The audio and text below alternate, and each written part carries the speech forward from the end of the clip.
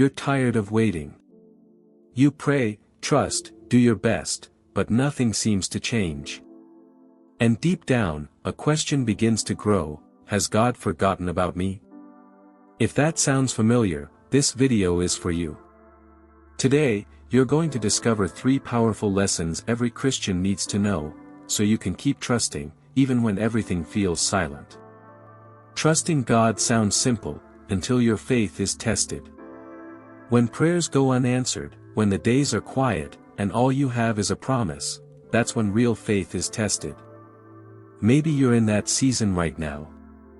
You're trying to do the right thing, but the waiting is wearing you out.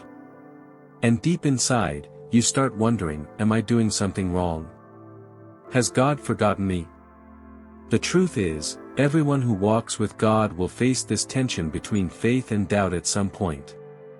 And it's in these very moments that the deepest lessons are born, the kind that not only reshape how you trust, but who you become in the process. But before we go deeper into this message, take a moment to like this video and subscribe to the channel. You're not alone, and this space was created for people just like you. People who are learning to trust in God, even when answers don't come right away. Your like and your subscription help this message reach others who are walking through the same season of waiting and wondering. So thank you for being here. Now, let's continue. Sometimes, life feels like it's on pause. The job door won't open, healing doesn't come, and your prayers hit the ceiling. In these moments, the heart quietly asks, has God forgotten me? This kind of doubt is more common than we think. Even people of great faith face it. The psalmist once cried, "How long, Lord? Will you forget me forever?" Psalm 13 verse 1. Feeling this way doesn't make you weak, it makes you human. Picture someone who's been praying for months for a sick loved one, but only sees them getting worse. That sense of abandonment shows up without warning. But this pain can become the start of a more honest conversation with God, where the masks fall, and the relationship deepens. And in that place of raw pain, something begins to shift. It's in this broken ground that God plants seeds of deeper faith. Just like Hannah, who wept bitterly before the altar long before her miracle came, 1 Samuel 1 verses 10 to 20, every tear cried in despair can be watered by hope. Sometimes God's answer doesn't begin with a solution, it begins with an inner transformation. God's silence isn't absence, it's strategy. Many times, He works like a gardener in winter, invisible, but active. Just because you can't see the seeds growing doesn't mean He's not caring for the soil. Think of a mother planning a surprise party. In the days leading up to it, she may seem distant. But behind the silence, there's love in action. It's the same with God. He's arranging every detail before revealing what He's prepared. The Bible reminds us in Romans 8 verse 28, we know that in all things God works for the good of those who love Him. What feels like meaningless waiting is actually silent construction. And when the right time comes, everything will fall into place, like a puzzle coming together. In many moments, our limited perspective causes us to misread silence as abandonment. But this is when character is formed. Just like Joseph had to trust while forgotten in prison, Genesis 40 verse 23, you're being called to believe that today's silence is part of a story God is still writing. Joseph was betrayed by his brothers, sold as a slave, and thrown into prison for something he didn't do. From a human perspective, his story looked like endless failure. But God was writing something bigger, a plan to save many lives. His pain wasn't random. Every loss was preparation. When Joseph was finally placed as governor of Egypt, he realized everything had a purpose. Genesis 50 verse 20 says, "You intended to harm me, but God intended it for good." Sometimes, today's prison is the step to tomorrow's throne. The waiting that hurts may be producing maturity and authority. God doesn't waste suffering. He uses every tear as a seed for a future you can't see yet. And what's amazing is that Joseph never lost his essence, even during the hardest parts of his journey. He kept serving, interpreting dreams, caring for people. That shows us, even when everything feels stuck, being faithful in the small things opens the door to greater things ahead. Imagine losing everything in just a few days, your children, your possessions, your health. That's what happened to Job. Even so, he said, "The Lord gave and the Lord has taken away, blessed be the name of the Lord," Job 1 verse 21. That's not being numb, that's faith in the middle of devastation. Job's greatness wasn't about not feeling pain, it was about choosing to trust through it.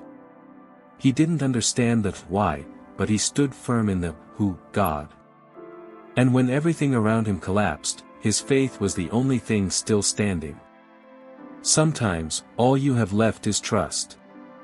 Not because everything's fine, but because you choose to believe that God is still there. Faith isn't the absence of questions. It's the courage to keep going even without answers, because something deeper is being formed.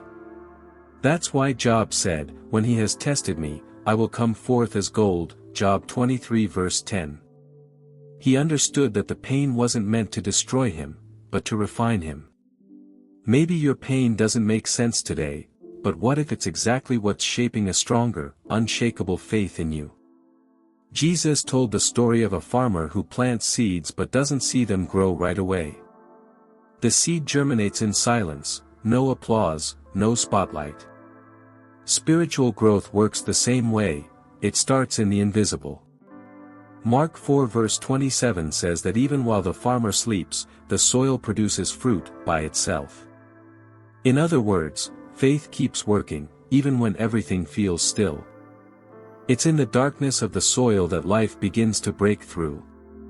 If you're in a season of waiting, remember, roots don't grow upward, they grow deeper. What seems like stagnation may be God building your foundation, so when harvest time comes, you'll be strong enough to carry the weight of the blessing. It's like someone studying for years with no recognition, working behind the scenes, or serving where no one notices. God sees. And as Galatians 6 verse 9 reminds us, "Let us not grow weary in doing good, for at the proper time we will reap a harvest if we do not give up." Growing in silence prepares you to bloom with purpose. Waiting doesn't mean doing nothing. While God works in the invisible, our role is to stay firm in the visible. One powerful way to do that is by opening your heart in honest prayer, even when it feels like no one is listening. Writing in a journal, recording voice notes, or even using your phone's notes app can help organize your thoughts and show you how God has been sustaining you. Talking to Him without filters builds intimacy. It's in that honesty that trust grows stronger. Another practical step is staying active. Read a good Christian book, like In His Steps by Charles Sheldon, serve your community, or learn something new. These actions turn waiting time into preparation time. And sometimes, one small shift can change everything. Also, start noticing the small blessings in your day. Make or revisit a gratitude list, writing down 3 simple things you're thankful for each day. It reorients your mind toward hope. As 1 Thessalonians 5 verse 18 says, "Give thanks in all circumstances." What seems small today may be the very thing that sustains you tomorrow. God's delay isn't a final no, it's a wise not yet. He moves like a stage director, while the lights are off, the set is being prepared. When the curtain rises, everything will make sense. We often try to measure God's care by what we can see, but He moves behind the scenes. The prayer that seems unanswered may be aligning people, places, and timing for something greater. And when He decides to move, it happens all at once. How many times have you gone through something that felt too long, but later, you understood the reason? What looked like silence was actually intense work in the background. And that understanding changes everything, especially when you see the silence as a sign that something is about to unfold. That's exactly what happened with Abraham.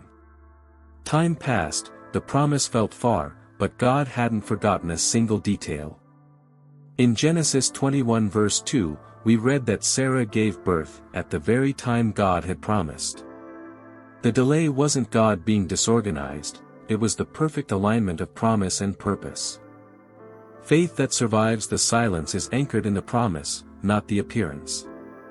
Romans 8 verse 28 doesn't say everything will be easy, it says everything will work together for good. Believing that takes spiritual maturity, and the courage to trust without visible guarantees. Many give up halfway because they're looking for instant signs. But true faith stays planted even without a cloud in the sky.